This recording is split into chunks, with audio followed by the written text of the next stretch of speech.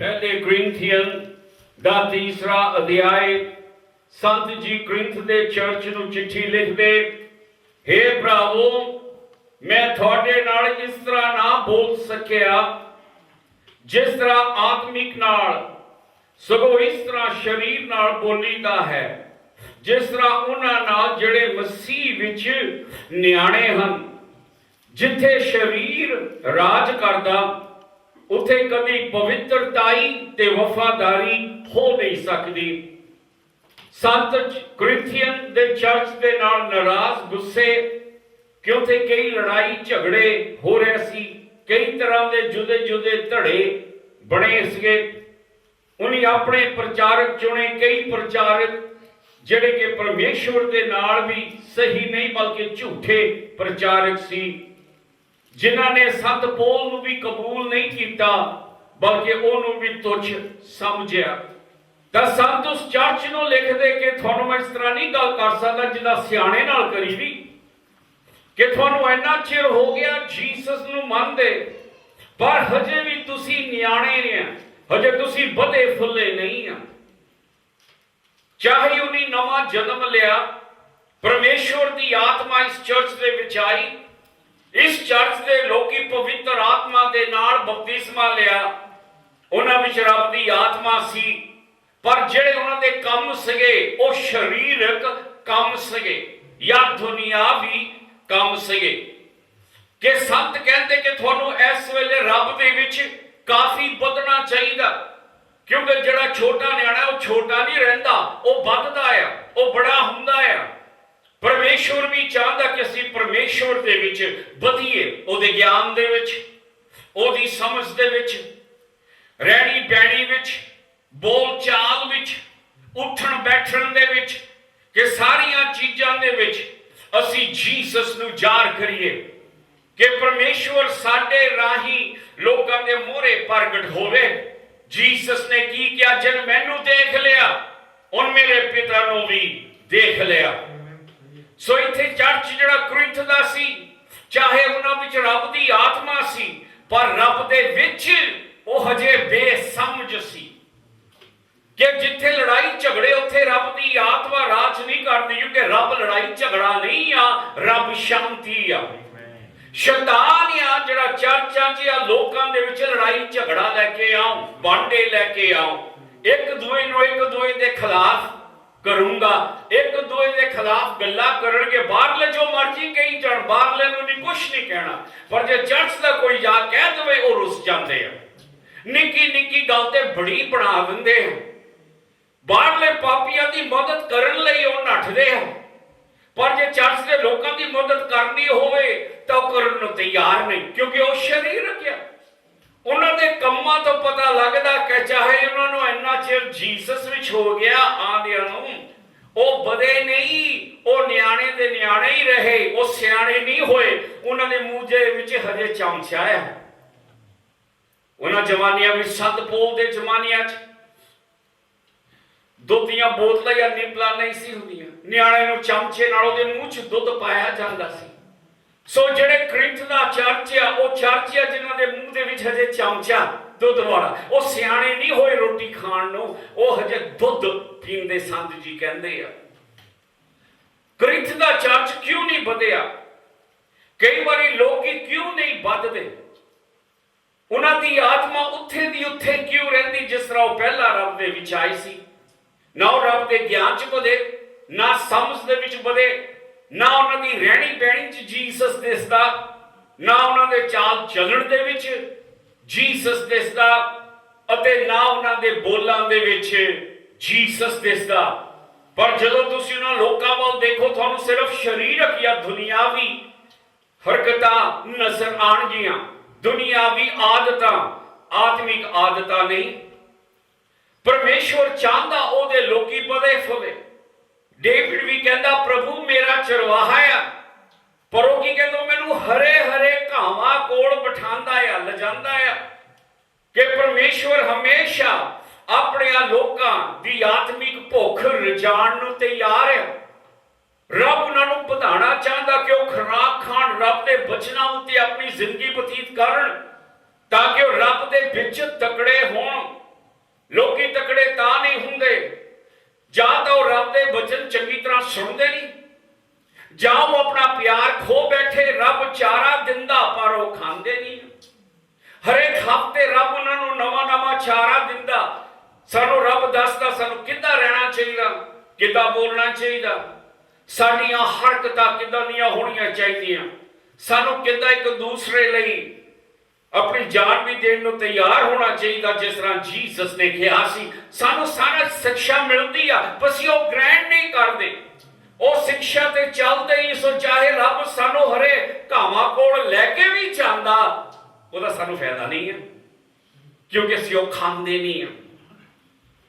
ਅਤੇ ਅਗਰ ਭੇਡ ਉਹ ਚਾਰਾ ਨਾ ਖਾਵੇ ਜੋ ਚਰਵਾਹਾ ਦੇ ਰਿਹਾ, ਤਾਂ ਕੀ ਹੋਊਗਾ? ਉਹ ਭੇਡ ਕਮਜ਼ੋਰ ਹੁੰਦੀ ਜਾਊਗੀ। ਸੋ ਜਦੋਂ ਖਤਰਾ ਆਊਗਾ, ਬਗਿਆੜ ਆਊਗਾ, ਉਹ ਭੇਡ ਸਾਹਮਣਾ ਨਹੀਂ ਕਰ ਸਕਦੀ, ਉਹ ਕਮਜ਼ੋਰ ਆ, ਉਹ ਨੱਠਣ ਨੂੰ ਵੀ ਕਮਜ਼ੋਰ ਆ, ਆਪਣੀ ਜਾਨ ਬਚਾਉਣ ਨੂੰ ਵੀ ਕਮਜ਼ੋਰ ਆ। ਕਿਉਂ ਕਮਜ਼ੋਰ ਆ? ਕਿਉਂਕਿ ਜਿਹੜਾ ਚਾਰਾ ਰੱਬ ਦਿੰਦਾ ਉਹ ਖਾਂਦੇ ਨਹੀਂ। ਉਹਨਾਂ ਦਾ ਧਿਆਨ ਇੱਥੇ ਆ, ਉਹਨਾਂ ਦਾ ਧਿਆਨ ਉੱਥੇ ਆ, ਪਰ ਜੀਸਸ ਵਿੱਚ ਨਹੀਂ। ਉਹਨਾਂ ਦਾ ਧਿਆਨ ਦੁਨੀਆਵੀ ਗੱਲਾਂ ਵਿੱਚ ਆ। ਸ਼ੈਤਾਨ ਬਹੁਤ ਹੁਸ਼ਿਆਰ ਆ, ਉਹ ਹਮੇਸ਼ਾ ਸਾਡੇ ਧਿਆਨ ਨੂੰ ਇੱਧਰ ਉੱਧਰ ਕਰੂੰਗਾ ਤਾਂ ਕਿ ਤੁਹਾਡੇ ਕੋਲ ਟਾਈਮ ਨਾ ਹੋਵੇ ਰੱਬ ਲਈ। ਤੁਹਾਨੂੰ ਬਿਜ਼ੀ ਰੱਖੂੰਗਾ ਤਾਂ ਕਿ ਟਾਈਮ ਨਾ ਹੋਵੇ ਉਹਦੇ ਬਚਨ ਪੜਨ ਦੇ ਲਈ। ਰਾਤ ਦੇ ਵੇਲੇ ਬਚਨ ਪੜੇ ਨਾ ਤੁਹਾਨੂੰ ਬਾਸੀਆਂ ਦਊਂਗਾ ਕਿ ਤੁਸੀਂ ਸੌਂ ਜਾਓ, ਨੀਂਦ ਆਈ ਹੋਆ। ਪਰ ਜੇ ਬਚਨ ਨਾ ਪੜੋ, ਸ਼ਾਇਦ 1 ਵਜੇ ਤੱਕ ਟੈਲੀਵਿਜ਼ਨ ਦੇਖ ਰਹੇ ਹੋ, ਕੁਛ ਨਹੀਂ ਹੋਊਗਾ।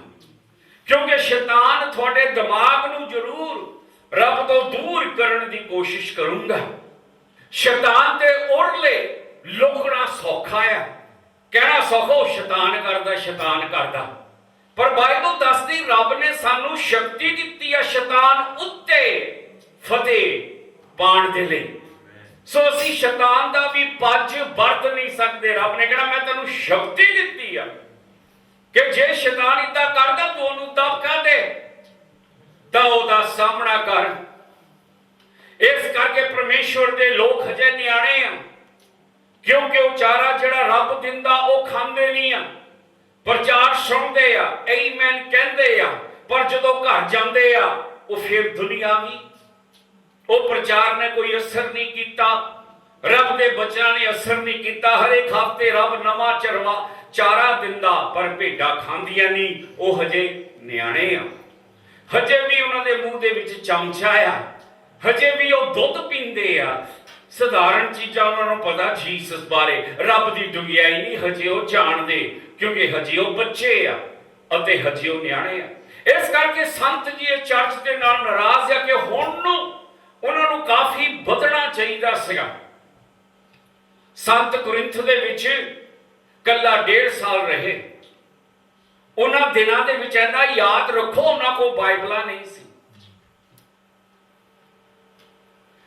ਨਵਾਂ ਨੇਮ ਹਜੇ ਬਣਿਆ ਨਾ ਸੀ, ਛਪਿਆ ਨਹੀਂ ਸੀ। ਜੇ ਸੀਗਾ ਬਸ 1-2 ਕੋ ਮਸੀਹ ਪੁਰਾਣਾ ਨੇਮ ਹੋਣਾ।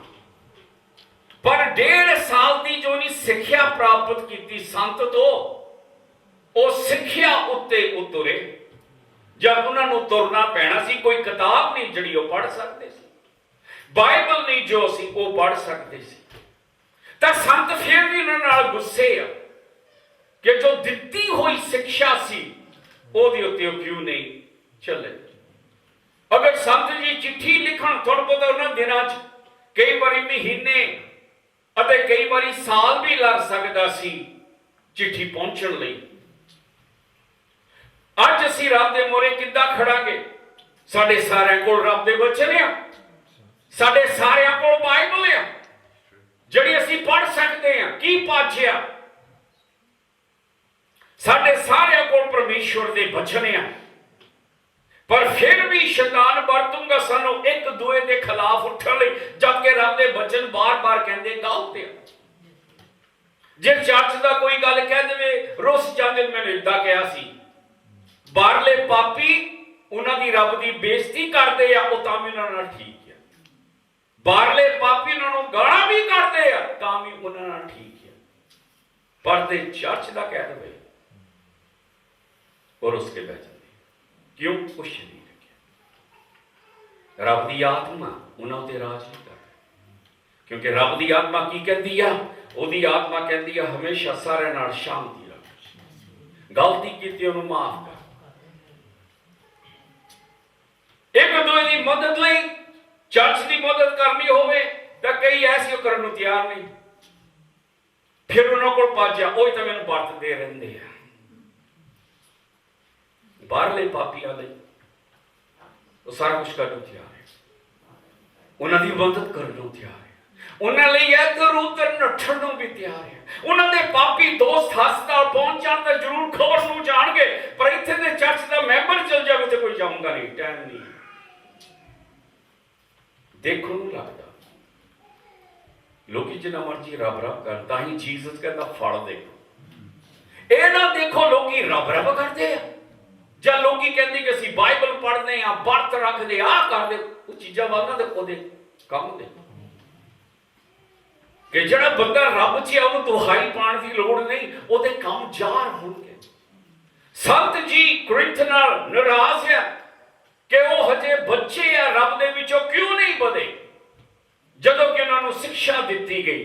ਫਿਰ ਤੋਂ ਅਸੀਂ ਪੜ੍ਹਦੇ ਦੂਸਰੀ ਐਤ, ਮੈਂ ਤੁਹਾਨੂੰ ਦੁੱਧ ਪਿਲਾਇਆ, ਭੋਜਨ ਨਹੀਂ ਖਵਾਇਆ, ਕਿਉਂ ਜੋ ਤੁਸੀਂ ਉਹਦੇ ਯੋਗ ਨਹੀਂ, ਸਗੋਂ ਹੁਣ ਵੀ ਉਹਦੇ ਯੋਗ ਨਹੀਂ। ਅਫਸੋਸ ਦੀ ਗੱਲ, ਕਹਿੰਦਾ ਇੰਨਾ ਚਿਰ ਹੋ ਗਿਆ ਮੈਂ ਤੁਹਾਨੂੰ ਦੁੱਧ ਪਿਲਾਈ ਜਾਣਾ, ਤੁਸੀਂ ਤਿਆਰ ਨਹੀਂ ਹੋਏ ਹਜੇ ਰੋਟੀ ਖਾਣ ਨੂੰ। ਤੁਹਾਨੂੰ ਪਤਾ ਜੇ ਨਿਆਣਾ ਬੜਾ ਨਹੀਂ ਹੋ, ਜੇ ਨਿੱਕਾ ਨਿਆਣਾ ਉਹਦੇ ਮੂੰਹ 'ਚ ਰੋਟੀ ਪਾ ਦੋ ਉਹਨੂੰ ਹੱਥੋਂ ਆ ਜਾਣਾ, ਕਿਉਂਕਿ ਉਹ ਪਚਾ ਨਹੀਂ ਸਕਦਾ ਉਹ ਰੋਟੀ ਹਜੇ, ਕਿਉਂਕਿ ਉਹ ਹਜੇ ਬੜਾ ਨਹੀਂ ਹੋਇਆ, ਹਜੇ ਨਿਆਣਾ ਆ। ਸੰਤ ਕਹਿੰਦਾ ਇੰਨਾ ਚਿਰ ਹੋ ਗਿਆ ਮੈਂ ਤੁਹਾਨੂੰ ਜੇ ਸਧਾਰਨ ਗੱਲਾਂ ਹੀ ਦੱਸੀ ਜਾਣਾ, ਲੜਾਈ ਨਾ ਕਰੋ, ਆ ਨਾ ਕਰੋ, ਕਿਉਂਕਿ ਤੁਸੀਂ ਬੱਚੇ ਆ। ਜਿਹੜਾ ਰੱਬ ਦੇ ਵਿੱਚ ਆ ਉਦਾਂ ਦੀਆਂ ਗੱਲਾਂ 'ਚ ਨਹੀਂ ਆਉਂਦਾ। ਉਹ ਤਾਂ ਚਰਚ ਦੇ ਵਿੱਚ ਇਕੱਠ ਪਾਉਂਗਾ, ਚਰਚ ਨੂੰ ਇਕੱਠਾ ਕਰੂੰਗੇ, ਨਹੀਂ ਕਿ ਜੁਦਾ ਕਰੇ, ਜਾਂ ਇੱਕ ਦੂਜੇ ਦੇ ਖਿਲਾਫ ਕਿਸੇ ਨੂੰ ਕਰੇ, ਇੱਕ ਦੂਜੇ ਦੇ ਖਿਲਾਫ ਗੱਲਾਂ ਕਰੇ। ਜੀਸਸ ਨੇ ਕੀ ਕਿਹਾ? ਉਸਨੇ ਆਪਣੇ ਸੇਵਕਾਂ ਨੂੰ ਆਪਣੇ ਭਰਾਵਾਂ ਲਈ ਜਾਨ ਵੀ ਦੇਣ ਨੂੰ ਤਿਆਰ ਹੋਣਾ ਚਾਹੀਦਾ। ਕਈ ਵਾਰੀ ਚਰਚ ਦੇਖੇ ਲੋਕੀ ਪਾਪੀਆਂ ਦੇ ਕੋਈ ਮਰ ਜਾਵੇ, ਉਹਨਾਂ ਦੇ ਘਰ ਜਾਣਗੇ, ਉੱਥੇ ਬੈਠੇ ਰਹਿਣਗੇ, ਉਹਨਾਂ ਨੂੰ ਚਰਚ ਦੇ ਵਿੱਚ ਕੋਈ ਕਿਸੇ ਦਾ ਮਰ ਜਾਵੇ, ਕਈ ਵਾਰੀ ਲੋਕੀ ਉਹਨਾਂ ਦੀ ਖਬਰ ਵੀ ਨਹੀਂ ਪੁੱਛਦੇ। ਤੇ ਕੀ ਕਹਿੰਦੇ ਸੀ ਕ੍ਰਿਸਚਨ ਹੈ? ਕਿਹੜੇ ਕ੍ਰਿਸਚਨ? ਬਾਈਬਲ ਦੇ ਕ੍ਰਿਸਚਨ ਨੇ। ਇੱਥੋਂ ਪਤਾ ਲੱਗਦਾ ਉਹ ਹਜੇ ਸਰੀਰਕ ਆ, ਹਜੇ ਬੱਚੇ ਆ, ਉਹ ਹਜੇ ਦੁੱਧ ਹੀ ਪੀ ਜਾਂਦੇ ਆ। ਜੇ ਰੋਟੀ ਦਿਓ ਹੁੱਥੂ ਆ ਜਾਓ, ਰੱਬ ਦੀ ਗੂੜੀ ਸਿੱਖਿਆ ਗ੍ਰਹਿਣ ਨਹੀਂ ਕਰ, ਜਦੋਂ ਉਹਨੂੰ ਸੌਖੀਆਂ ਚੀਜ਼ਾਂ ਹਜੇ ਤੱਕ ਸਿੱਖੇ ਨਹੀਂ ਪਿਆਰ 'ਚ ਰਹਿਣਾ, ਸਿੱਖੇ ਨਹੀਂ ਇੱਕ ਦੂਸਰੇ ਦੀ ਮਦਦ ਕਰਨੀ, ਸਿੱਖੇ ਨਹੀਂ ਇੱਕ ਦੂਸਰੇ ਲਈ ਕੁਰਬਾਨੀ ਦੇਣੀ, ਸਿੱਖੇ ਨਹੀਂ ਇੱਕ ਦੂਸਰੇ ਦੇ ਮਦਦ ਦੇ ਵਿੱਚ ਰਹਿਣਾ, ਉਹ ਰੱਬ ਦੇ ਵਿੱਚ ਕਿੱਦਾਂ ਬਦਲਣਗੇ ਜਦ ਤੱਕ ਉਹਨਾਂ ਨੂੰ ਅਜੇ ਸਧਾਰਨ ਚੀਜ਼ਾਂ ਦਾ ਨਹੀਂ ਪਤਾ। ਇਹ ਤਾਂ ਪਾਪੀ ਵੀ ਕਰਨਗੇ ਗੱਲਾਂ, ਪਾਪੀ ਵੀ ਮਦਦ ਕਰਨਗੇ। ਸੰਤ ਜੀ ਕਹਿੰਦਾ ਹਜੇ ਵੀ ਤੁਸੀਂ ਵਧੇ ਨਹੀਂ ਰੱਬ ਦੇ ਵਿੱਚ, ਹਜੇ ਵੀ ਤੁਸੀਂ ਦੁੱਧ ਪੀਂਦੇ ਬੱਚੇ, ਹਜੇ ਵੀ ਤੁਹਾਡੇ ਮੂੰਹਾਂ 'ਚ ਕੀ ਆ? ਚਮਚਾ। ਜੇ ਅੱਜ ਕੱਲ੍ਹ ਦੇ ਜ਼ਮਾਨੇ 'ਚ ਅਸੀਂ ਕਵਾਂਗੇ ਦੁੱਧ ਦੀ ਬੋਤਲ, ਸੰਤ ਜੀ ਕੀ ਕਹਿੰਦੇ? ਤੁਸੀਂ ਹੁਣ ਤੱਕ ਸਰੀਰ ਰੱਖੋ, ਕਿਉਂਕਿ ਜਦੋਂ ਜਲਣ ਮਤਲਬ ਜੈਲਸੀ, ਕਿਉਂਕਿ ਜਦੋਂ ਜਲਣ ਝਗੜੇ ਤੁਹਾਡੇ ਵਿੱਚ ਹਨ ਤਾਂ ਕੀ ਤੁਸੀਂ ਸਰੀਰਕ ਨਹੀਂ, ਇਨਸਾਨੀ ਚਾਲ ਨਹੀਂ ਚੱਲਦੇ? ਜੇ ਹਜੇ ਤੁਸੀਂ ਜੈਲਸੀਆਂ ਕਰਦੇ ਆ, ਝੜੇ ਬਣਾਏ ਹੋ ਆ, ਲੜਾਈ ਝਗੜੇ ਹੁੰਦੇ ਆ ਕਿੱਥੇ? ਚਰਚ ਦੇ ਵਿੱਚ। ਇੱਥੋਂ ਜ਼ਾਹਰ ਹੁੰਦਾ ਕਿ ਤੁਸੀਂ ਰੱਬ ਦੇ ਨਾਲ ਨਹੀਂ, ਤੁਸੀਂ ਆਤਮਿਕ ਲੋਕ ਨਹੀਂ ਆ, ਤੁਸੀਂ ਅਜੇ ਸਰੀਰ ਰੱਖਿਆ, ਤੁਸੀਂ ਆਮ ਲੋਕਾਂ ਵਾਂਗੂ ਜਿੱਦਾਂ ਬਾਹਰ ਦੁਨੀਆ 'ਚ ਚੱਲਦੇ ਲੋਕੀ, ਤੁਸੀਂ ਇਹਨੂੰ ਨਾ ਮੰਗੋ। ਸਿਰਫ ਇੰਨਾ ਫਰਕ ਆ ਕਿ ਤੁਸੀਂ ਜੀਸਸ ਦਾ ਨਾਮ ਲੈਂਦੇ ਆ, ਪਰ ਜਿਹੜੀ ਤੁਹਾਡੀ ਰਹਿਣੀ ਬਣੀ ਆ ਉਹ ਇਨਸਾਨੀ ਤੌਰ ਤੇ ਆ, ਦੁਨਿਆਵੀ ਤੌਰ ਤੇ। ਤੁਹਾਡੇ ਵਿੱਚ ਰੱਬ ਦੀ ਆਤਮਾ ਕਿਤੇ ਵੀ ਨਹੀਂ ਦਿਸਦੀ। ਕਿੱਥੇ ਆ ਰੱਬ ਦੀ ਆਤਮਾ? ਦਿੱਤੀ ਗਈ, ਪਰ ਹੈ ਕਿੱਥੇ? ਸੰਤ ਜੀ ਨੇ ਪਹਿਲਾਂ ਕਿਹਾ ਸੀ, ਅਸੀਂ ਪੜ੍ਹਿਆ ਰੋਮ ਦੀ ਚਿੱਠੀ ਦੇ 8ਵੇਂ ਅਧਿਆਏ ਵਿੱਚ ਕਿ ਉਹ ਜਿਹੜੇ ਰੱਬ ਦੀ ਆਤਮਾ ਮਗਰ ਚੱਲਦੇ ਆ ਉਹ ਰੱਬ ਦੇ ਬੱਚੇ ਆ। ਉਹ ਨਹੀਂ ਜਿਨ੍ਹਾਂ 'ਚ ਰੱਬ ਦੀ ਆਤਮਾ ਹੈਗੀ ਆ, ਬਲਕਿ ਉਹ ਜਿਹੜੇ ਰੱਬ ਦੇ ਬਚਨਾਂ ਮੁਤਾਬਿਕ ਚੱਲਦੇ, ਆਤਮਾ ਦਾ ਕਹਿਣਾ ਮੰਨਦੇ। ਸੋ ਇਸ ਕਰਿੰਥ ਦੇ ਚਰਚ ਦੇ ਵਿੱਚ ਅਸੀਂ ਦੇਖਦੇ ਹਾਂ ਉਹਨਾਂ ਵਿੱਚ ਰੱਬ ਦੀ ਆਤਮਾ ਹੈਗੀ ਆ।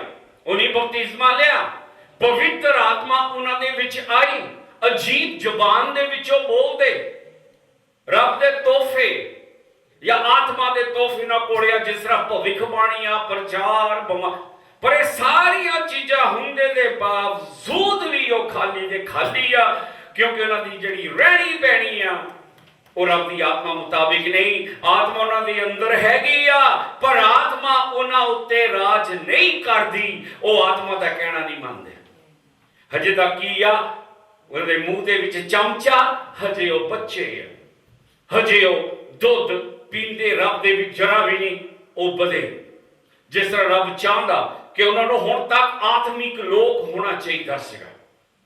ਸੰਤ ਕੀ ਕਹਿੰਦਾ ਕਿ ਜਿਨ੍ਹਾਂ ਦੇ ਤੁਹਾਡੇ ਵਿੱਚ ਕੀ ਆ, ਲੜਾਈ ਝਗੜੇ, ਤੁਹਾਡੇ ਵਿੱਚ ਕੀ ਆ, ਜੈਲਸੀ, ਈਰਖਾ, ਇੱਕ ਦੂਜੇ ਦੇ ਨਾਲ ਜੈਲਸੀਆਂ ਕਰਨੀਆਂ, ਲੜਾਈ ਝਗੜੇ ਕਰਦੇ, ਨਾ ਕਹਿਤਾ ਉਹਨੂੰ ਉਹ ਕਹਿਤਾ, ਇਹ ਆ ਕਰਦੀ ਆ, ਉਹ ਕਰਦੀ। ਬਸ ਸਰੀਰਕ ਇਹ ਤੋਂ ਜਾਰ ਸਾਫ ਹੋ ਰੱਬ ਦੇ ਲੋਕ ਨਹੀਂ, ਕਿਉਂਕਿ ਹਜੇ ਤੱਕ ਉਹ ਨਿੱਕੀਆਂ ਨਿੱਕੀਆਂ ਗੱਲਾਂ ਜਿਹੜੇ ਪਾਪੀ ਵੀ ਨਹੀਂ ਕਰਨਗੇ ਉਹ ਕਰਦੇ ਆ।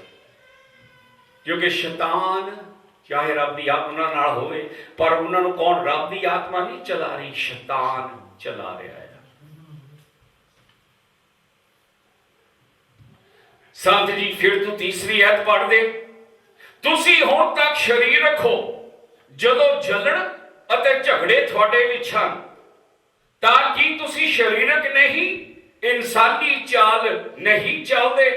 ਜਦੋਂ ਇਹ ਕਹਿੰਦਾ ਆ ਮੈਂ ਪੌਲਸ ਦਾ ਹਾਂ, ਦੂਜਾ ਮੈਂ ਅਪੋਲਸ ਦਾ ਹਾਂ, ਤਾਂ ਕੀ ਤੁਸੀਂ ਇਨਸਾਨ ਹੀ ਨਹੀਂ? ਫਿਰ ਪੌਲਸ ਕੀ ਹੈ? ਪੌਲਸ ਕੀ ਹੈ? ਨਿਰੇ ਸੇਵਕ ਜਿਨ੍ਹਾਂ ਦੇ ਵਸੀਲੇ ਨਾਲ ਤੁਸੀਂ ਵਿਸ਼ਵਾਸ ਕੀਤਾ, ਜਿਵੇਂ ਪ੍ਰਭੂ ਨੇ ਹਰੇਕ ਨੂੰ ਦਾਨ ਦਿੱਤਾ, ਬਾਂਡੇ ਪਾਇਆ। ਕੋਈ ਕਹਿੰਦਾ ਜੀ ਅਸੀਂ ਅਪੋਲਸ ਦੇ ਹਾਂ, ਕੋਈ ਕਹਿੰਦਾ ਅਸੀਂ ਜੀ ਪੌਲ ਦੇ ਹਾਂ, ਕੋਈ ਕਹਿੰਦਾ ਅਸੀਂ ਫਲਾਣੇ ਦੇ ਹਾਂ, ਅਸੀਂ ਫਲਾਣੇ ਦੇ ਹਾਂ। ਕਿ ਤੁਸੀਂ ਧੜੇਬਾਜ਼ੀਆਂ ਪਾਈਆਂ, ਇੱਕ ਦੂਜੇ ਨਾਲ ਲੜਦੇ, ਝਗੜਾ ਕਰਦੇ। ਭਲਾ ਇਹ ਸੋਚੋ ਮੈਂ ਕੌਣ ਆ, ਅਪੋਲਸ ਕੌਣ ਆ? ਕਹਿੰਦੇ ਅਸੀਂ ਤਾਂ ਸਿਰਫ ਰੱਬ ਦੇ ਸੇਵਾਦਾਰ ਆ। ਕਿਉਂਕਿ ਬਾਈਬਲ ਸਾਨੂੰ ਇਹ ਨਹੀਂ ਸਿਖਾਉਂਦੀ ਲੋਕਾਂ ਵੱਲ ਦੇਖਣ ਲਈ। ਕਈ ਵਾਰੀ ਲੋਕੀ ਸਿਰਫ ਪ੍ਰਚਾਰਕ ਵੱਲ ਦੇਖਦੇ ਆ, ਪਰ ਜੀਸਸ ਕਹਿੰਦਾ ਮੇਰੇ ਵੱਲ ਦੇਖੋ। ਕਿਉਂਕਿ ਸੰਤ ਕਹਿੰਦਾ ਮੈਂ ਨਹੀਂ ਚਾਹੁੰਦਾ ਤੁਸੀਂ ਮੇਰੇ ਵੱਲ ਦੇਖੋ। ਹੈ ਅਸੀਂ ਕੌਣ? ਅਸੀਂ ਰੱਬ ਨਹੀਂ ਆ। ਅਸੀਂ ਤੁਹਾਨੂੰ ਮੁਕਤੀ ਨਹੀਂ ਦੇ ਸਕਦੇ, ਅਸੀਂ ਤੁਹਾਡੇ ਪਾਪਾਂ ਨੂੰ ਮਾਫ ਨਹੀਂ ਕਰ ਸਕਦੇ, ਤੁਹਾਨੂੰ ਰਾਹ ਦਿਖਾ ਸਕਦੇ। ਅਸੀਂ ਤੁਹਾਡੇ ਵਾਂਗੂ ਰੱਬ ਦੇ ਸੇਵਾਦਾਰ ਆ। ਫਿਰ ਧੜੇਕਾਂ ਨੂੰ ਮੈਂ ਉਹਦਾ ਆ, ਮੈਂ ਉਹਦਾ। ਕਿਆ ਪੌਲਸ ਨੇ ਤੁਹਾਨੂੰ ਬਚਾ ਦੇਣਾ? ਕਿਆ ਮੈਂ ਪੌਲ ਨੇ ਤੁਹਾਨੂੰ ਬਚਾ ਦੇਣਾ? ਕਿ ਤੁਸੀਂ ਇਨਸਾਨਾਂ ਦੀ ਨਜ਼ਰ ਵੱਲ ਦੇਖਦੇ ਆ, ਪਰਮੇਸ਼ਵਰ ਵੱਲ ਨਹੀਂ। ਆਮ ਧਰਮਾਂ ਦੇ ਵਿੱਚ ਲੋਕੀ ਲੋਕਾਂ ਵੱਲ ਦੇਖਦੇ ਆ, ਸਾਧ ਸੰਤਾਂ ਦੀ ਉਹ ਸੇਵਾ ਕਰਦੇ ਆ, ਉਹਨਾਂ ਦੇ ਮੂਹਰੇ ਮੱਥਾ ਟੇਕਦੇ ਆ, ਫੁੱਲਾਂ ਦਾ ਹਾਰ ਪਾਇਆ ਜਾਂਦਾ, ਉਹਨਾਂ ਦੇ ਪੈਰ ਧੋ ਕੇ ਉਹ ਪਾਣੀ ਪੀਤਾ ਜਾਂਦਾ, ਅੰਮ੍ਰਿਤ ਜਲ। ਪਰ ਬਾਈਬਲ ਸਾਨੂੰ ਇਹ ਚੀਜ਼ਾਂ ਨਹੀਂ ਸਿਖਾਉਂਦੀ। ਬਾਈਬਲ ਸਿਖਾਉਂਦੀ ਆ ਕਿ ਰੱਬ ਵੱਲ ਦੇਖਣਾ ਚਾਹੀਦਾ, ਇਨਸਾਨ ਵੱਲ ਨਹੀਂ। ਕਿ ਪਰਮੇਸ਼ਵਰ ਉੱਤੇ ਨਜ਼ਰ ਕਰਨੀ ਚਾਹੀਦੀ। ਜੀਸਸ ਨੇ ਕਿਹਾ ਮੇਰੇ ਵੱਲ ਦੇਖੋ।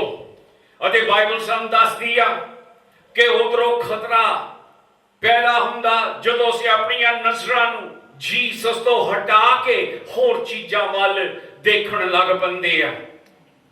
ਜੀਸਸ ਗੈਲੀਲੀ ਦੇ ਪਾਣੀ ਉੱਤੇ ਤੁਰਦਾ ਆ। ਸੰਤ ਪਤਰਸ ਨੇ ਕਿਹਾ ਪ੍ਰਭੂ ਅਗਰ ਤੂੰ ਆ ਤਾਂ ਮੈਨੂੰ ਵੀ ਤੁਰਨ ਦੇ। ਜੀਸਸ ਨੇ ਉਹਨੂੰ ਕਿਹਾ ਆ, ਉਹਨੂੰ ਛਾਲ ਮਾਰੀ, ਤੁਰਦਾ ਗਿਆ। ਜਦੋਂ ਦੇਖਿਆ ਹਵਾ ਜ਼ੋਰ ਨਾਲ ਵਗਦੀ, ਲਹਿਰਾਂ, ਉਹ ਡੁੱਬਣ ਲੱਗ ਪਿਆ, ਕਿਉਂਕਿ ਉਹਨੇ ਆਪਣੀਆਂ ਨਜ਼ਰਾਂ ਜੀਸਸ ਤੋਂ ਦੂਰ ਕਰਕੇ ਹੋਰ ਚੀਜ਼ਾਂ ਵੱਲ ਦੇਖੀ। ਬਾਈਬਲ ਸਾਨੂੰ ਦੱਸਦੀ ਰੱਬ ਵੱਲ, ਪਰ ਜਦੋਂ ਅਸੀਂ ਇਨਸਾਨ ਵੱਲ ਦੇਖਦੇ ਆ ਤੇ ਅਸੀਂ ਵੀ ਡੁੱਬ ਜਾਵਾਂਗੇ, ਕਿਉਂਕਿ ਸਾਡੀਆਂ ਨਜ਼ਰਾਂ ਹੁਣ ਰੱਬ ਤੇ ਨਹੀਂ ਆ, ਬੰਦੇ ਤੇ। ਉਹ ਬੰਦਾ ਆ ਕਰਦਾ, ਉਹ ਤਾਂ ਬਹੁਤ ਬੜਾ ਮਿਸ਼ਨ ਹੈ, ਉਹ ਤਾਂ ਇੰਨੇ ਹਜ਼ਾਰ ਲੋਕੀ ਉੱਤੇ ਉਹਨੇ ਫਿਰ ਰੱਬ ਵੱਲ ਨਹੀਂ ਦੇਖਣਾ। ਉਹ ਬੜਾ ਬੰਦਾ ਸ਼ਾਇਦ ਝੂਠਾ ਪ੍ਰਚਾਰ ਕਰੇ, ਜਿਵੇਂ ਕੋਈ ਪਰਵਾਹ ਨਹੀਂ ਸਮਝਦਾ, ਉਹਦੇ ਮਗਰ ਪਬਲਿਕ ਆ। शैतान के मगर भी बहुत पब्लिक है, ਉਹਦੇ मगर रब नालों ज़्यादा पब्लिक है। तकरीबन सारी दुनिया शैतान के मगर है। अगर पब्लिक की गल करनी है तो शैतान मगर रब नालों ज़्यादा पब्लिक है। लोगों वाल देखो, परमेश्वर वाल आओ, परमेश्वर तक आओ। वो जो मन पर साडा प्रचार इदा कह रहा, साडे प्रचार को बड़ा मिशन है, हजारों ही आउंदे, ये पर बाइबल ये पर साडा देखिए उन्हां दे प्रचारक दे बच्चे ने रब दे बच्चे नाल होण उन्हां दे बड़े हो गए, क्योंकि बंदे वाल देखदे आ। ਤਾਂ ਸੰਤ ਨਸੂ ਚਾਹੁੰਦਾ ਕਿ ਕ੍ਰਿਸਚੀਅਨ ਦਾ ਚਰਚ ਇਸ ਭੁਲੇਖੇ ਵਿੱਚ ਪਵੇ।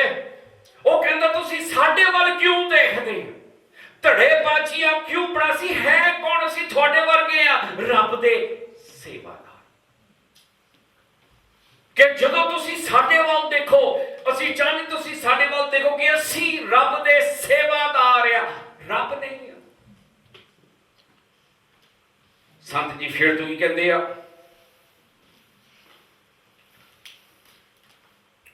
पंजवीं है, फिर पौलुस की आ। पौलुस कौन है? पौलुस की है, मैं भी संत कहता क्यों कौन है? मैं निरे सेवक। कौन है? असी सेवक, रब नहीं सेवक। असी सिर्फ ओदे सेवक आ, ओदा प्रचार असी कीता, तुसी मन्निया, असी रब नहीं आ। फिर धड़े काहदे लई बनाए आ? क्या मैं बचा सकता, क्या वो बचा सकता, क्या वो बचा सकता, जिन्हें को बड़िया मिनिस्ट्रियां क्या वो बचा सकता? तुसी बंदियां वाल क्यों देखते हो? धर्म के लोग बंदियां वाल देखते हैं, पर रब ने थानू सद्दिया ओदे वाल देखण दे लई। चर्च दे विच हमेशा पौड़े होणगे, चर्च दे विच हमेशा कई बारी धड़ेबाजियां होंगियां। काहदे लई? क्योंकि सारे लोग आत्मिक नहीं आ, कई लोग हजे भी अपने शरीर दे विच तुरदे आ, वो अपना प्यार जीसस विच खो बैठे। पुराने नेम दे विच भी असी देखते हैं दुनियावी पुणा। मूसा मोजिस परमेश्वर का बहुत बड़ा पैगंबर सी, अते बाइबल सानू मोजिस बारे दसदी आ कि वो आदमी बहुत हलीमी वाला सी, ਉਹਦੇ ਵਿੱਚ कोई हंकार नहीं सी। ਉਹਦੇ खिलाफ ਉਹਦਾ ਭਰਾ ਤੇ ਉਹਦੀ ਭੈਣ ਵੀ ਉੱਠੇ ਬਾਂਡੇ, ਹਮੇਸ਼ਾ ਸ਼ੈਤਾਨ ਕੋਸ਼ਿਸ਼ ਕਰੂ ਚਰਚ 'ਚ ਲੜਾਈ ਝਗੜੇ ਬਾਂਡੇ ਲਿਆਉਣ ਦੇ ਲਈ। ਤੁਸੀਂ ਪੜੋਗੇ ਲਿਖਿਆ मूसा ने एक कुशी स्त्री नाल, हबशन स्त्री इथियोपियन तीवी नाल ब्याह कर लिया सी। इसलिए मिरियम अते हारून ओदा भरा भैन भरा मोसेस दे उस कुशी स्त्री नाल ब्याह कराउण दे कारण मूसा दी बुराई करन लगे, क्योंकि वह तीवी हबशन सी। वो अपने भरा दी बुराई कर लगे, यही मिली ब्याह करन नूं। कोई चंगी दी भी नहीं समझ सकती, इन हबशन नाल ब्याह कीता। यही गल अजकल चर्चा च भी हो रही है। एक जमाना सी साउथ अफ्रीका च जदों काला आदमी गोरियां दे चर्च नहीं सी जा सकता, मनाही सी। सेम चीज आजकल भी कई चर्च अगर कोई बाहरला बंदा गोरियां दे चर्च को पसंद नहीं करनगे। हजे भी लोकां च ये फर्क है, उन्हां दे दिमाग च रंग दा, कईयां दे जातां दा, गोरियां दे रंगां दा, इंडियन दे विच जातां दा। पर बाइबल दसदी है बहुत बुरा रब दे मोहरे, क्योंकि ओहदे चर्च च ना कोई गोरा है ते ना कोई काला है, ओहदे चर्च च ना कोई ऊंचा आ ना कोई नीवा आ। की कहंदा तुसीं सारे एक हो। हुण उत्थे तुसीं देखो इस औरत नूं नफरत करन लगे, मोसेस दी मश्करी करन लगे, कोई चंगी थी भी नहीं मिली, कुशी औरत नाल ब्याह कीता। आखिया भला यहोवा ने मोसेस नाल गल्लां कीतियां हन, साडे नाल गल्लां नहीं कीतियां। हंकार क्या गल्लां मोसेस ही पैगंबर है? कल्ला यही अज रब की आवाज सुनी कि असीं नहीं सुनी, क्या सानू भी ड्रीमां नहीं आउंदियां, विजन नहीं दसदे? यहोवा ने उन्हां दीयां गल्लां सुनी।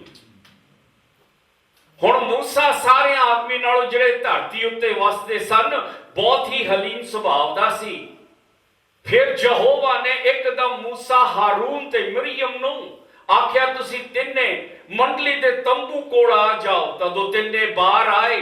जद यहोवा बदल दे थंब विच उतरिया, तंबू दे दरवाजे उत्ते खड़ा हो गया।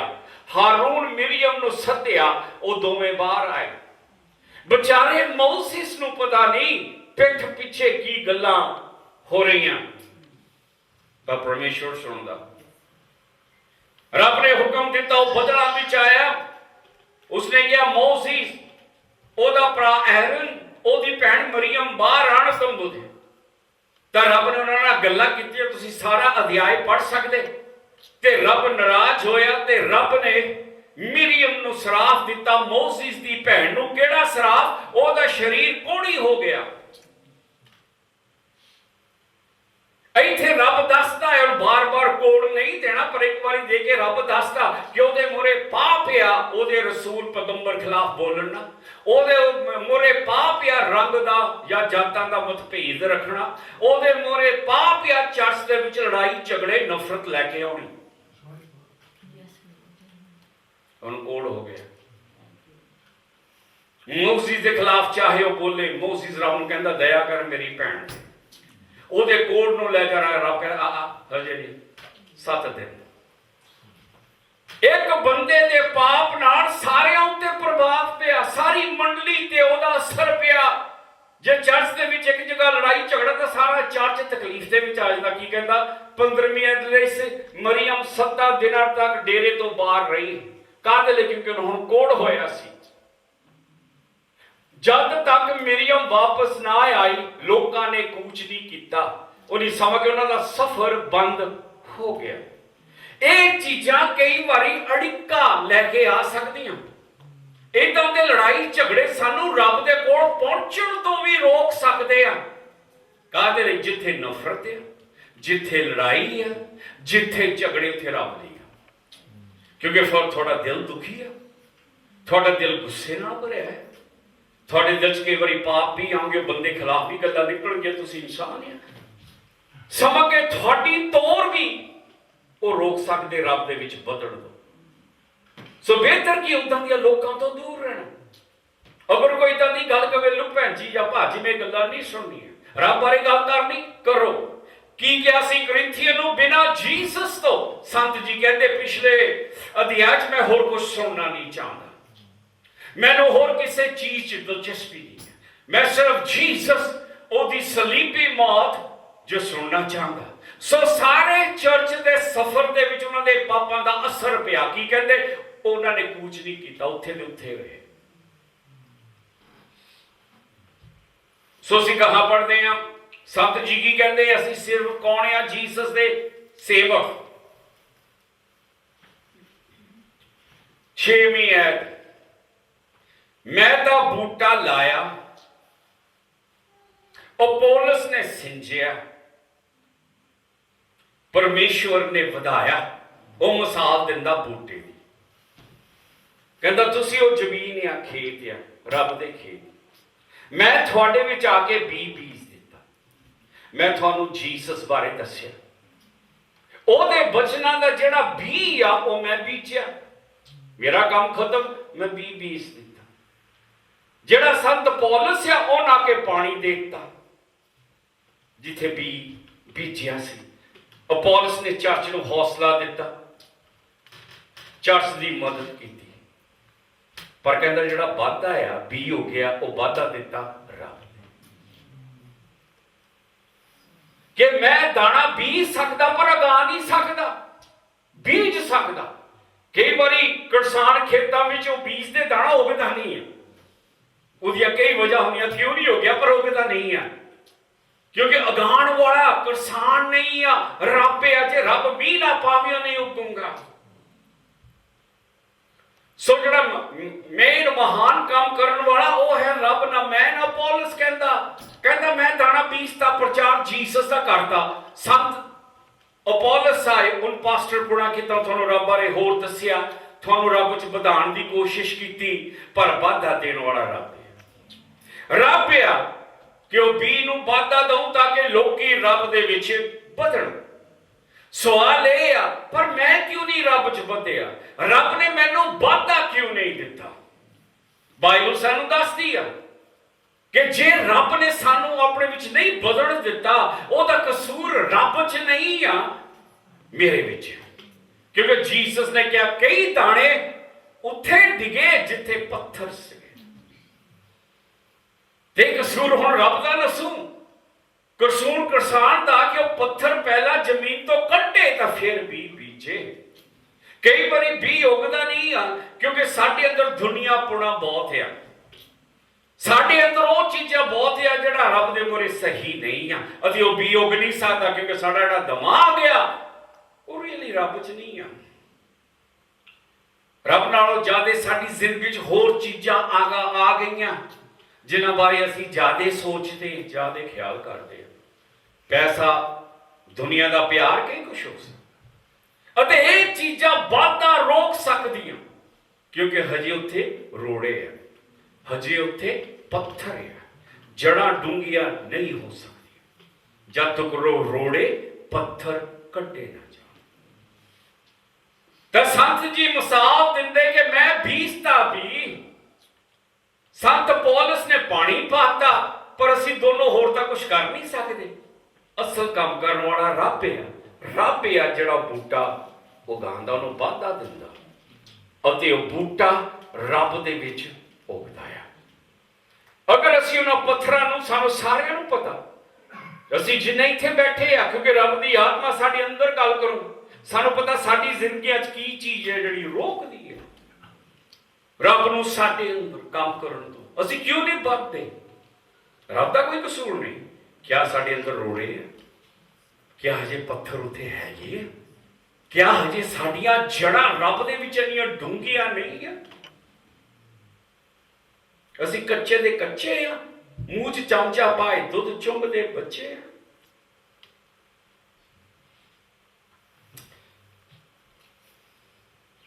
सतवीं आयत संत जी की लिखदे आ, सो ना तो लाने वाला कुछ है, जिहड़ा बीज दो भी इन्ना खास नहीं, कुछ ना अपना काम करता, ना सिंचण वाला बल्कि के रब है जिहड़ा वाधा दिंदा। किसान की कुछ भी नहीं, सिर्फ बीजे ही सकता, उगा नहीं सकता। सिंचण वाला सिर्फ पानी दे सकता, उगा नहीं सकता। असल दे विच रब है जिहड़ा उगांदा, रब है जिहड़ा के वाधा दिंदा। लाउण वाला, सिंचण वाला दोनों एक है। ਉਹਦਾ मतलब मैं आ पौलुस, असी बखरे नहीं, असी दोनों की आ, लाउण वाला, बी बीजण वाला, पानी देण वाला, वो इको ही। कौन है वो? सेवादार। तो कहता मैं आ पौलुस, कौन है असी? रब नहीं, सेवादार। असी वो बूटे नूं वाधा नहीं दे सकते, मैं बीजता, उन पानी पाता। असी दोनों कौन है? सेवक। वाधा देण वाला रब है, परमेश्वर जिहड़ा कि उस नो वाधा देवेगा। हरेक आपो अपनी मेहनत के अनुसार अपना फल पावेगा। क्यों जो असी काम करने विच कौन है? परमेश्वर दे सांझी आ। तुसी परमेश्वर दी खेती, परमेश्वर दा मंदिर। असी तां कामे आ, मैं होया पोल, असी सांझे, असी रब नाल सांझे आ, असी रब नाल काम करते हैं। तो तुसी रब दे खेत आ, तुसी रब दे मंदिर है। परमेश्वर की कृपा अनुसार जो मैनू दान हुई है, मैं सियाणे राज मिस्त्री वांगू नींह रखी, दूजा उस उत्ते उसारी करदा है। सो हरेक ध्यान रखे किस तरह दी ओ उसारी करदा है। क्यों जो उस नींह तो बिना जो रखी हुई है दूसरी कोई नहीं रख सकता, वो यसू मसीह है। सो संत कहता हुण दूसरी मिसाल दिंदा कि मैं राज मिस्त्री वांगू, मिस्त्री बिल्डर जिहड़ा मकान बनांदा, मकान बन नहीं सकता जब तक पहला उन्होंने की सादे या फर्श ना लाया होवे। ਕੀ ਕਹਿੰਦਾ, ਜਦ ਤੱਕ ਨੀਂਹ ਨਾ ਰੱਖੀ ਹੋਵੇ। ਸੋ ਮਕਾਨ ਬਣਨ ਤੋਂ ਪਹਿਲਾਂ ਕੀ ਆ, ਇਹਦਾ ਨੀਂਹ ਰੱਖੀ ਜਾਂਦੀ ਹੈ। ਸੰਤ ਜੀ ਕਹਿੰਦੇ ਸਿਰਫ ਇੱਕੋ ਹੀ ਨੀਂਹ ਆ ਜਿਹੜੀ ਰੱਖੀ ਗਈ, ਉਹ ਨੀਂਹ ਜੀਸਸ ਆ। ਕਿਉਂਕਿ ਉਹ ਨੀਂਹ ਇੰਨੀ ਪੱਕੀ ਆ ਕਿ ਉਹ ਤੇ ਤੁਸੀਂ ਜਿੱਦਾਂ ਦਾ ਮਰਜ਼ੀ ਘਰ ਬਣਾ ਲਓ, ਚਾਹੇ ਪੱਥਰ ਦਾ ਬਣਾ ਲਓ, ਇੱਟਾਂ ਦਾ ਬਣਾ ਲਓ, ਉਹ ਨੀਂਹ ਸਹਾਰ ਲਓ ਭਾਰ ਉਸ ਮਕਾਨ ਦਾ, ਚਾਹੇ ਉਹ ਇੱਟਾਂ ਦਾ ਬਣਿਆ, ਚਾਹੇ ਉਹ ਪੱਥਰਾਂ ਦਾ ਬਣਿਆ, ਕਿਉਂਕਿ ਨੀਂਹ ਪੱਕੀ ਆ। ਤਾਂ ਸੰਤ ਜੀ ਕਹਿੰਦੇ ਕਿ ਉਹ ਜਿਹੜੀ ਨੀਂਹ ਅਸੀਂ ਰੱਖੀ ਆ, ਤੁਹਾਨੂੰ ਦਿੱਤੀ ਆ, ਉਹ ਹੈ ਜੀਸਸ। ਕਿ ਹੁਣ ਤੁਸੀਂ ਆਪਣਾ ਘਰ ਬਣਾਉਣਾ ਉਸ ਨੀਂਹ ਦੇ ਉੱਤੇ, ਆਪਣੀ ਜ਼ਿੰਦਗੀ ਬਣਾਣੀ ਜੀਸਸ ਉੱਤੇ। ਹੁਣ ਤੁਹਾਡੇ ਉੱਤੇ ਆ, ਤੁਸੀਂ ਜੀਸਸ ਕਿਸ ਤਰ੍ਹਾਂ ਤੁਰਦੇ ਆ। ਕਿਉਂਕਿ ਤੁਸੀਂ ਬੰਦੇ ਨੂੰ ਬੇਵਕੂਫ ਬਣਾ ਸਕਦੇ, ਰੱਬ ਨੂੰ ਨਹੀਂ। ਉਹ ਤੁਹਾਨੂੰ ਜਾਣਦਾ ਕਿ ਤੁਹਾਡਾ ਘਰ ਕਿਹੋ ਜਿਹਾ ਉੱਥੇ ਬਣਿਆ ਹੈ। ਕਿ ਜੀਸਸ ਬਾਰੇ ਤੁਸੀਂ ਸੁਣਿਆ, ਜੀਸਸ ਬਾਰੇ ਤੁਸੀਂ ਜਾਣਿਆ, ਰੱਬ ਨੇ ਨੀਂਹ ਦੇ ਦਿੱਤੀ, ਪਰ ਤੁਸੀਂ ਆਪਣੀ ਜ਼ਿੰਦਗੀ ਕਿੱਦਾਂ ਬਣਾਈ ਉਹਦੀ ਸਿੱਖਿਆ ਦੇ। ਉਹ ਘਰ ਕਿੱਦਾਂ ਦਾ ਤੁਸੀਂ ਬਣਾਇਆ ਉਸ ਨੀਂਹ ਦੇ ਉੱਤੇ। ਸੰਤ ਜੀ ਕੀ ਕਹਿੰਦੇ ਆ, 10ਵੀਂ ਆਇਤ ਆਪਾਂ ਫਿਰ ਤੋਂ ਪੜ੍ਹਦੇ, ਉੱਥੋਂ ਪੜ੍ਹਨ ਲੱਗਦੇ। ਪਰਮੇਸ਼ਵਰ ਦੀ ਕਿਰਪਾ ਅਨੁਸਾਰ ਜੋ ਮੈਨੂੰ ਦਾਨ ਹੋਈ ਹੈ, ਮੈਂ ਰਾਜ ਮਿਸਤਰੀ ਵਾਂਗੂ ਨੀਂਹ ਰੱਖੀ। ਸੰਤ ਜੀ ਨੇ ਨੀਂਹ ਰੱਖੀ, ਲੋਕਾਂ ਨੂੰ ਦੱਸਿਆ ਜੀਸਸ ਬਾਰੇ ਕਿ ਜੀਸਸ ਵਿੱਚ ਮੁਕਤੀ, ਜੀਸਸ ਵਿੱਚ ਮਾਫੀ ਅਤੇ ਜੀਸਸ ਦੇ ਵਿੱਚ ਬੰਦੇ ਨੂੰ ਸਵਰਗ ਮਿਲੂ। ਉਹ ਨੀਂਹ ਰੱਖਦੀ, ਖੁਸ਼ਖਬਰੀ ਦਾ ਸਮਾਚਾਰ ਸੁਣਾਤਾ ਕਿ ਜਿਹੜਾ ਜੀਸਸ ਨੂੰ ਮੰਨਦਾ ਉਹ ਮੁਕਤੀ ਪ੍ਰਾਪਤ ਕਰੂਗਾ। ਤਾਂ ਨੀਂਹ ਰੱਖੀ ਗਈ, ਅਤੇ ਜਿਹੜੀ ਨੀਂਹ ਰੱਖੀ ਉਹ ਬਹੁਤ ਬੜੀ ਅਤੇ ਤਾਕਤ ਹੋ ਰਿਹਾ। ਜਦੋਂ ਦਾ ਮਰਜ਼ੀ ਘਰ ਬਣਾ ਲਓ, ਉਹ ਨੀਂਹ ਨੇ ਡਿੱਗਣਾ ਨਹੀਂ। ਉਹ ਨੀਂਹ ਬਹੁਤ ਜ਼ਿਆਦਾ ਮਜ਼ਬੂਤ ਆ, ਅਤੇ ਉਹ ਨੀਂਹ ਕੌਣ ਆ? ਜੀਸਸ। ਜੀਸਸ ਉਹ ਨੀਂਹ ਆ। ਸੰਤ ਜੀ ਕੀ ਲਿਖਦੇ ਆ ਉਹ ਸਾਰੀ। ਸੋ ਹਰੇਕ ਧਿਆਨ ਫਿਰ ਤੋਂ 10ਵੀਂ ਪੜ੍ਹਦੇ। ਪਰਮੇਸ਼ਵਰ ਦੀ ਕਿਰਪਾ ਅਨੁਸਾਰ ਜੋ ਮੈਨੂੰ ਦਾਨ ਹੋਈ ਹੈ, ਮੈਂ ਸਿਆਣੇ ਮਿਸਤਰੀ ਵਾਂਗੂ ਨੀਂਹ ਰੱਖੀ, ਦੂਜਾ ਉਸ ਉੱਤੇ ਉਸਾਰੀ ਕਰਦਾ। ਤੁਸੀਂ ਹੁਣ ਉੱਤੇ ਕੀ ਬਣਾਉਣਾ? ਘਰ ਆਪਣਾ। ਸੋ ਹਰੇਕ ਧਿਆਨ ਰੱਖੇ ਕਿਸ ਤਰ੍ਹਾਂ ਦੀ ਉਸਾਰੀ ਕਰਦਾ ਹੈ, ਕਿਉਂ ਜੋ ਉਸ ਨੀਂਹ ਤੋਂ ਬਿਨਾਂ ਜੋ ਰੱਖੀ ਹੋਈ ਦੂਸਰੀ ਕੋਈ ਨਹੀਂ ਰੱਖ ਸਕਦਾ। ਨੀਂਹ ਕੋਈ ਆ ਜੀਸਸ, ਹੋਰ ਕੋਈ ਨੀਂਹ ਨਹੀਂ ਹੈ ਜਿਹੜੀ ਤੁਹਾਨੂੰ ਬਚਾ ਸਕੇ, ਮੁਕਤੀ ਦੇ ਸਕੇ। ਦੂਸਰੀ ਨੀਂਹ ਕੋਈ ਨਹੀਂ, ਇੱਕੋ ਹੀ ਨੀਂਹ ਹੈ, ਅਤੇ ਉਹ ਯਿਸੂ ਮਸੀਹ ਆ। ਉਹ ਨੀਂਹ ਕੌਣ ਹੈ? ਜੀਸਸ। ਓਕੇ। ਪਰ ਜੇ ਕੋਈ ਨੀਂਹ ਉੱਤੇ ਸੋਨੇ, ਚਾਂਦੀ, ਕੀਮਤੀ ਪੱਥਰ, ਲੱਕੜਾ, ਘਾਹ, ਮਿੱਟੀ ਦੀ ਉਸਾਰੀ ਕਰੇ, ਹਰੇਕ ਦਾ ਕੰਮ ਪ੍ਰਗਟ ਹੋ। ਹੁਣ ਤੁਹਾਨੂੰ ਜੀਸਸ ਬਾਰੇ ਦੱਸਿਆ ਗਿਆ, ਨੀਂਹ ਰੱਖੀ ਗਈ, ਤੁਹਾਨੂੰ ਦੱਸਿਆ ਗਿਆ ਕਿ ਤੁਹਾਨੂੰ ਆਪਣੀ ਜ਼ਿੰਦਗੀ ਰੱਬ 'ਚ ਕਿੱਦਾਂ ਜੀਣੀ ਚਾਹੀਦੀ ਹੈ। ਤੁਹਾਨੂੰ ਦੱਸਿਆ ਗਿਆ ਕਿ ਰੱਬ ਦੀ ਮਰਜ਼ੀ ਕੀ ਆ।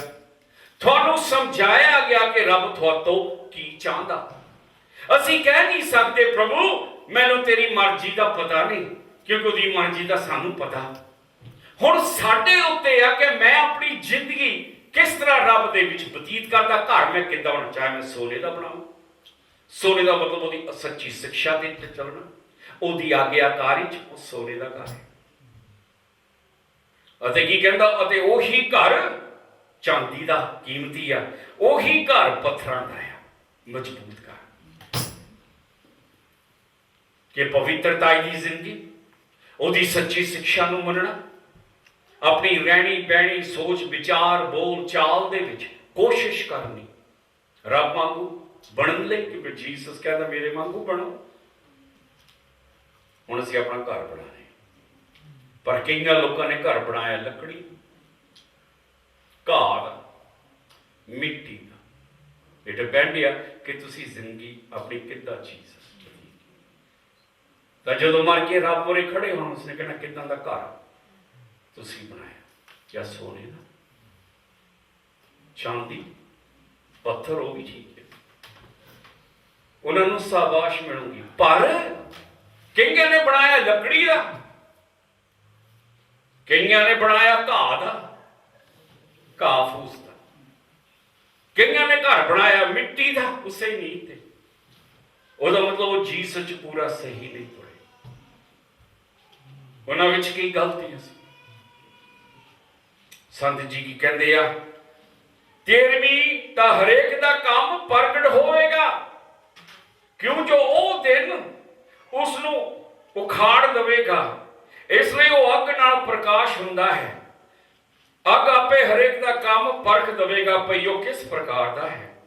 ਜੇ ਕਿਸੇ ਦਾ ਕੰਮ ਜਿਹੜਾ ਉਸਨੇ ਬਣਾਇਆ ਸੀ ਟਿਕਿਆ ਰਹੇਗਾ, ਉਹ ਬਦਲ ਜਾਵੇਗਾ। ਜੇ ਕਿਸੇ ਦਾ ਕੰਮ ਸੜ ਜਾਵੇ, ਉਹ ਹਾਨੀ ਹੋ ਜਾਊਗੀ, ਪਰੰਤੂ ਆਪ ਤਾਂ ਬਚ ਜਾਵੇਗਾ, ਪਰ ਸੜਦਿਆਂ ਉਹਦਾ ਮਤਲਬ ਕੀ?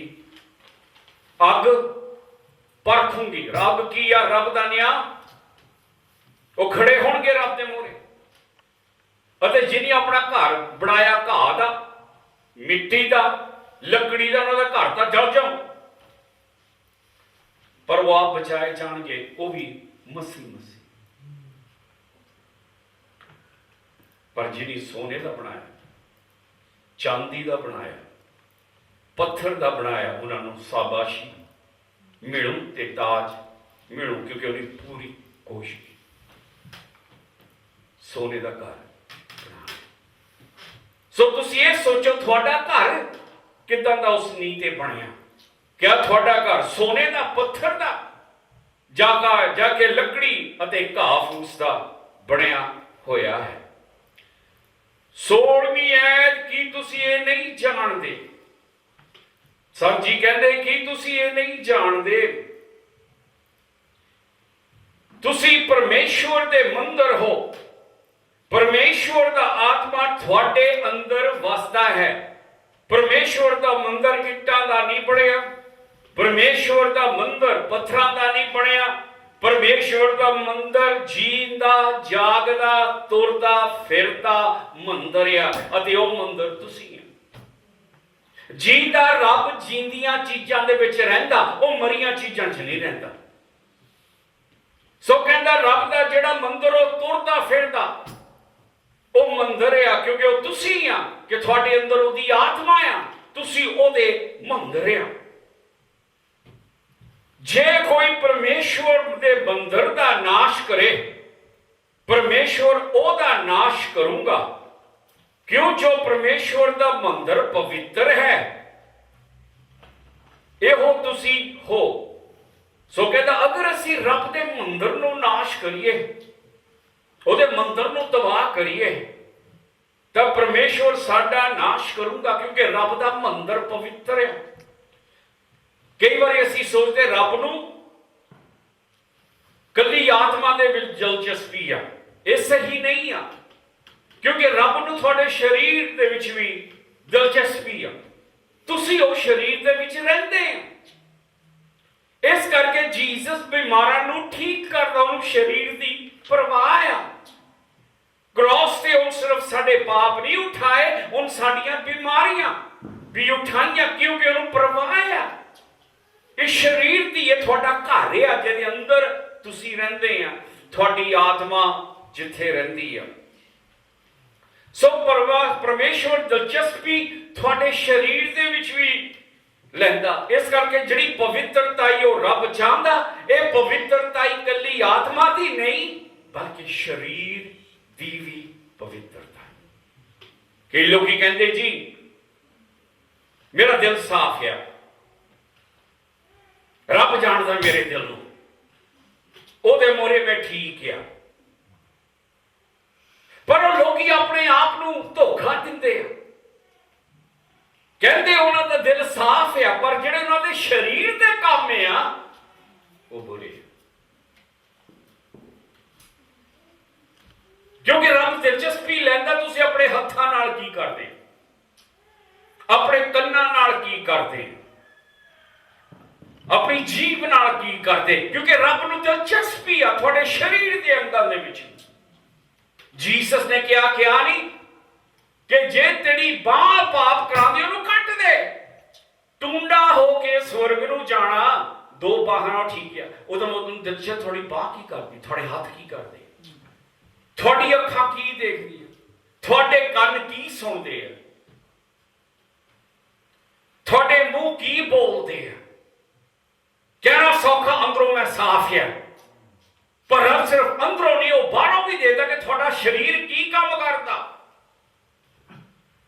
ਕਾਹਦੇ ਲਈ? ਕਿਉਂਕਿ ਤੁਹਾਡਾ ਸਰੀਰ ਉਹਦਾ ਮੰਦਰ ਆ, ਅਤੇ ਉਹਦਾ ਸਮੁੰਦਰ ਲੁਚਪੜੇ ਬੁਰਾਈ ਨਾਲ ਨਹੀਂ ਬਲਕਿ ਪਵਿੱਤਰਤਾਈ ਨਾਲ ਭਰਿਆ ਹੋਣਾ ਚਾਹੀਦਾ। ਤਾਂ ਜਿਹੜਾ ਆਦਮੀ ਆਪਣੇ ਸਰੀਰ ਨੂੰ ਨਾਸ਼ ਕਰਦਾ, ਕਈ ਵਾਰੀ ਅਸੀਂ ਨਸ਼ੀਲੀਆਂ ਚੀਜ਼ਾਂ ਲੈਂਦੇ ਜਿਹਦੇ ਨਾਲ ਸਾਡੇ ਸਰੀਰ ਤੇ ਨੁਕਸਾਨ ਪਹੁੰਚਦਾ, ਕਈ ਵਾਰੀ ਅਸੀਂ ਆਪਣੇ ਸਰੀਰ ਨੂੰ ਬੁਰੀਆਂ ਚੀਜ਼ਾਂ ਨਾਲ ਮਾਰਦੇ ਕਿਉਂਕਿ ਸਾਨੂੰ ਆਦਤਾਂ ਜਿਹੜੀਆਂ ਸਾਡੇ ਸਰੀਰ ਨੂੰ ਖਤਮ ਕਰਦੀਆਂ। ਅਗਰ ਅਸੀਂ ਇਸ ਤਰ੍ਹਾਂ ਕਰੀਏ ਤੇ ਰੱਬ ਦੇ ਮੂਹਰੇ ਪਾਪ ਆ। ਰੱਬ ਚਾਹੁੰਦਾ ਤੁਸੀਂ ਆਪਣੇ ਸਰੀਰ ਦੀ ਇੱਜ਼ਤ ਕਰੋ, ਤੁਹਾਡੀ ਆਤਮਾ ਦਾ ਘਰ ਹੈ। ਹਰੇਕ ਘਰ ਦੇ ਤਾਕੀਆਂ ਤੇ ਦਰਵਾਜ਼ੇ ਹੁੰਦੇ ਆ। ਪਰਮੇਸ਼ਵਰ ਨੇ ਸਰੀਰ ਦੇ ਵਿੱਚ ਵੀ ਕਈ ਤਾਕੀਆਂ ਦਰਵਾਜ਼ੇ ਲਾਏ ਆ। ਅੱਖਾਂ ਉਹਦੀਆਂ ਤਾਕੀਆਂ ਆ ਜਿਹਦੇ ਰਾਹੀਂ ਅਸੀਂ ਦੇਖਦੇ ਆ। ਮੂੰਹ ਸਾਡਾ ਦਰਵਾਜ਼ਾ ਜਿਹੜਾ ਖੋਲਦਾ ਛੋਟੀਆਂ ਬੜੀਆਂ ਗੱਲਾਂ ਕਰਦਾ, ਕਿਉਂਕਿ ਸਰੀਰ ਘਰ ਆ। ਕਿਹੜਾ ਘਰ? ਜਿੱਥੇ ਸਾਡੀ ਰੂਹ ਰਹਿੰਦੀ ਹੈ। ਹੁਣ ਤੁਸੀਂ ਆਪਣੇ ਘਰ ਰੋਜ਼ ਮੱਪ ਫੇਰਦੇ ਆ, ਆਪਣੇ ਘਰ ਨੂੰ ਤੁਸੀਂ ਗੰਦਾ ਨਹੀਂ ਰੱਖਦੇ, ਆਪਣੇ ਘਰ ਦੇ ਵਿੱਚ ਚੰਗੀ ਖੁਸ਼ਬੂ ਫੈਲਾਉਂਦੇ। ਪ੍ਰਾਹੁਣਾ ਆ ਜਾਵੇ ਤਾਂ ਕਹੇ ਯਾਰ ਘਰ ਦੀ ਸੋਹਣੀ ਸਮੈਲ ਆਉਂਦੀ ਆ। ਤੁਹਾਨੂੰ ਆਪਣੇ ਘਰ ਦੀ ਪਰਵਾਹ ਆ। ਤਾਂ ਕਿ ਦਰਵਾਜ਼ੇ ਟੁੱਟੇ ਹੋਣ ਤੁਸੀਂ ਨਵੇਂ ਪਵਾ ਲੈਂਦੇ ਕਿਉਂਕਿ ਤੁਹਾਨੂੰ ਆਪਣੇ ਘਰ ਤੁਸੀਂ ਉੱਥੇ ਰਹਿੰਦੇ। ਉਸੇ ਤਰ੍ਹਾਂ ਪਰਮੇਸ਼ਵਰ ਕਹਿੰਦਾ ਕਿ ਤੁਹਾਡਾ ਸਰੀਰ, ਤੁਹਾਡਾ ਘਰ, ਆਪਣੇ ਸਰੀਰ ਦੀ ਪਰਵਾਹ ਕਰ ਕਿਉਂਕਿ ਤੁਸੀਂ ਉਹਦੇ ਵਿੱਚ ਰਹਿ ਰਹੇ। ਅਤੇ ਉਸ ਸਰੀਰ ਦੇ ਵਿੱਚ ਹੁਣ ਤੁਸੀਂ ਇਕੱਲੇ ਨਹੀਂ ਰਹਿੰਦੇ ਬਲਕਿ ਰੱਬ ਤੁਹਾਡੇ ਨਾਲ ਉਸ ਸਰੀਰ ਦੇ ਵਿੱਚ ਰਹਿੰਦਾ ਆ। ਜਦੋਂ ਤੁਹਾਨੂੰ ਪਵਿੱਤਰ ਆਤਮਾ ਦਿੰਦਾ, ਹੁਣ ਤੁਹਾਡਾ ਸਰੀਰ ਕੀ ਬਣ ਗਿਆ? ਰੱਬ ਦਾ ਮੰਦਰ। ਹੁਣ ਤੁਹਾਡਾ ਸਰੀਰ ਸਿਰਫ ਤੁਹਾਡਾ ਘਰ ਨਹੀਂ ਰਿਹਾ ਬਲਕਿ ਹੁਣ ਉਹ ਰੱਬ ਦਾ ਡੇਰਾ, ਮੰਦਰ ਬਣ ਗਿਆ ਕਿਉਂਕਿ ਆਪਣੀ ਆਤਮਾ ਦੁਆਰਾ ਰੱਬ ਕਿੱਥੇ ਰਹਿੰਦਾ? ਤੁਹਾਡੇ ਅੰਦਰ। ਅੰਦਰ ਕਿੱਥੇ? ਐਸੇ ਹੀ ਸਰੀਰ ਦੇ ਵਿੱਚ। ਤਾਂ ਸੰਤ ਜੀ ਕੀ ਕਹਿੰਦੇ ਆ ਕਿ ਰੱਬ ਦਾ ਮੰਦਰ ਕੀ ਆ? ਪਵਿੱਤਰ। ਸੋ ਇਸ ਕਰਕੇ ਸਾਨੂੰ ਵੀ ਖਿਆਲ ਰੱਖਣਾ ਚਾਹੀਦਾ ਅਸੀਂ ਆਪਣੀਆਂ ਦਹੀਆਂ ਨੂੰ ਸਾਫ਼ ਤੇ ਪਵਿੱਤਰ ਰੱਖੀਏ। ਤਾਂ ਰੱਬ ਇਹ ਵੀ ਕਹਿੰਦਾ ਜਿਹੜਾ ਆਦਮੀ ਪਰਮੇਸ਼ਵਰ ਦੇ ਮੰਦਰ ਦਾ ਨਾਸ਼ ਕਰੂ, ਉਹਦਾ ਮਤਲਬ ਕਈ ਲੋਕੀ ਜਿਹੜੇ ਚਰਚ ਨੂੰ ਖਤਮ ਕਰਨਾ ਚਾਹੁੰਦੇ ਕਿ ਅਗਰ ਤੁਸੀਂ ਉਹਦੇ ਮੰਦਰ ਨੂੰ ਖਤਮ ਕਰੋ ਜਿਹੜਾ ਕਿ ਉਹਦਾ ਚਰਚ ਹੈ, ਤੁਹਾਡਾ ਵੀ ਨਾਸ਼ ਹੋਊਗਾ। 18ਵੀਂ ਐਤ, ਜੇ ਕੋਈ ਤੁਹਾਡੇ ਵਿੱਚ ਆਪਣੇ ਆਪ ਨੂੰ ਇਸ ਸੰਸਾਰ ਵਿਖੇ ਗਿਆਨੀ ਸਮਝਦਾ ਮੂਰਖ ਬਣੇ, ਭਈ ਗਿਆਨ ਹੋ ਜਾਵੇ, ਤੁਹਾਡੇ ਦਿਲ 'ਚ ਹੰਕਾਰ ਨਾ ਆਵੇ। ਬਾਸੀ ਪੜਿਆ ਮੂਸਾ ਬਾਰੇ, ਕੀ ਪੜਿਆ ਕਿ ਉਹ ਆਦਮੀ ਬਹੁਤ ਹਲੀਮੀ ਆਦਮੀ ਸੀ। ਚਾਹੇ ਉਹ ਦਰਿਆ ਦੇ ਵਿੱਚ ਹੀ ਰਾਹ ਬਣਾ ਸਕਦਾ ਸੀ ਰੱਬ ਦੀ ਸ਼ਕਤੀ ਨਾਲ, ਚਟਾਨਾਂ ਦੇ ਵਿੱਚ ਹੀ ਪਾਣੀ ਕੱਢ ਸਕਦਾ ਸੀ ਰੱਬ ਦੀ ਸ਼ਕਤੀ ਨਾਲ, ਪਰ ਉਹਦੇ ਵਿੱਚ ਹੰਕਾਰ ਨਹੀਂ ਸੀ। ਸੋ ਇੱਥੇ ਵੀ ਸੰਤ ਕਹਿੰਦਾ ਕਿ ਤੁਹਾਡੇ ਵਿੱਚ ਹੰਕਾਰ ਨਾ ਆਵੇ ਕਿ ਜਿਹੜਾ ਆਦਮੀ ਸੋਚਦਾ ਉਹਦੇ ਕੋਲ ਬਹੁਤ ਬੜਾ ਗਿਆਨ ਆ, ਉਹ ਗਿਆਨੀ ਧਿਆਨੀ ਆ, ਉਹਨੂੰ ਸਾਰੀਆਂ ਚੀਜ਼ਾਂ ਦੀ ਸਮਝ ਆ ਕਿ ਦੁਨਿਆਵੀ ਗਿਆਨ ਵੀ ਉਹਦੇ ਕੋਲ ਹੈਗਾ, ਉਹ ਸਮਝ ਕੇ ਆਦਮੀ ਰੱਬ ਮੂਹਰੇ ਮੂਰਖ ਬਣ ਜਾਵੇ ਕਿ ਰੱਬ ਮੈਨੂੰ ਕੁਝ ਨਹੀਂ ਪਤਾ, ਕਿ ਤੂੰ ਮੈਨੂੰ ਗਿਆਨ ਦੇ, ਤਾਂ ਰੱਬ ਉਹਨੂੰ ਗਿਆਨ ਦੋ। ਪਰ ਜੇ ਉਹ ਹੰਕਾਰ ਚ ਆ ਜਾਵੇ ਤਾਂ ਰੱਬ ਉਹਨੂੰ ਗਿਆਨ ਨਹੀਂ ਦਊਗਾ।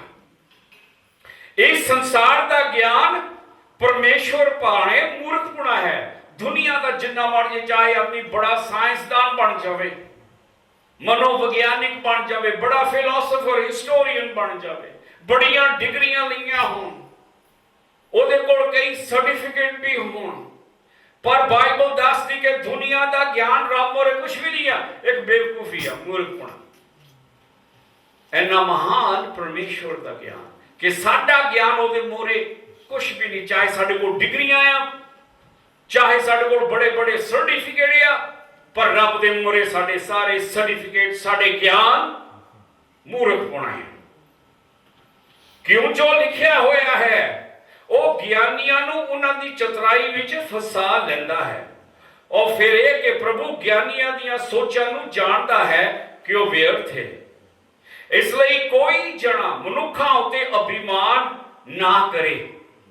ਸੋ ਲੋਕਾਂ ਉੱਤੇ ਅਭਿਮਾਨ ਨਾ ਕਰੋ। ਅਸੀਂ ਪੌਲਸ ਦੇ ਆ, ਅਸੀਂ ਪੌਲਸ ਦੇ, ਅਸੀਂ ਉਹ ਬੜੇ ਪ੍ਰਚਾਰਕ ਨੂੰ ਜਾਣਦੇ ਆ, ਕਿਉਂਕਿ ਕਹਿੰਦਾ ਮੈਂ ਤੁਹਾਨੂੰ ਦੱਸਿਆ ਬੰਦੇ ਵੱਲ ਨਹੀਂ ਦੇਖਣਾ। ਬੰਦਾ ਕੌਣ ਹੈ? ਸੇਵਾਦਾਰ।